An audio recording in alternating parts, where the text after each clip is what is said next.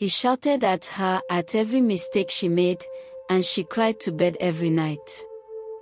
Grace held her big stomach and sobbed. She was pregnant, but David, her husband, did not care. He never smiled at her. He never spoke kindly to her. Every day, he shouted. "Why is this house dirty?" he screamed one afternoon. Grace, weak from carrying his baby, tried to explain. "I am tired, David. My legs hurt." David's face twisted in anger. "Tired? You are just lazy." Tears filled her eyes, but she kept quiet. She knew if she talked back, he would shout even more. At night, Grace lay on the small mattress, holding her belly.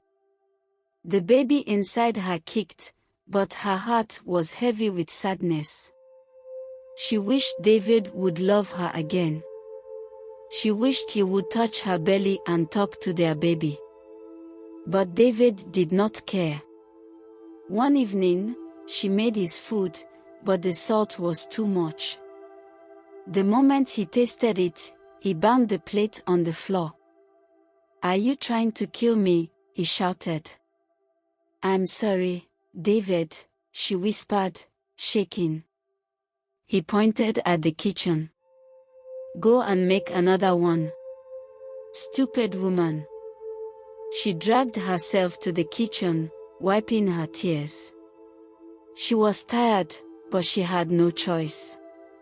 Months passed, and her stomach grew bigger. The baby was almost here. But David did not change. One day, she felt a sharp pain in her belly. She knew something was wrong. She held her stomach and called for David. "David, please take me to the hospital," she begged. David was watching football. He did not look at her. "Go and sleep. You will be fine." She groaned in pain. "David, please, I feel like something is wrong with the baby." David turned up the volume on the TV. "Stop disturbing me." She cried and cried, but he ignored her. She held her belly all night, praying for the baby to be safe. But by morning, she could not move. David saw her lying in a pool of blood. His heart jumped. "Grace! Grace, wake up!"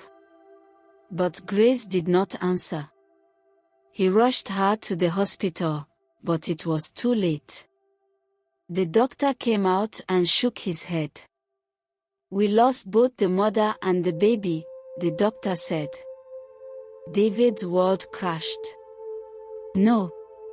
No! Please, save them." But it was too late. David sat outside the hospital, his hands shaking. The woman he shouted at every day was gone. His baby was gone.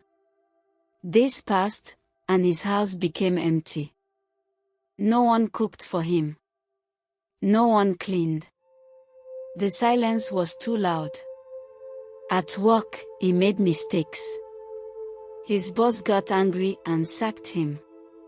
His friends stopped visiting. One night, he sat alone, looking at Grace's old clothes. He picked up her wrapper and smelled it. He remembered how she cried every night, how she begged him to love her, how she asked for help that night. Tears ran down his face. "I am sorry, Grace," he whispered. "I should have treated you better." But Grace was gone. His baby was gone. His job was gone. Now, he had nothing. Nothing but regret.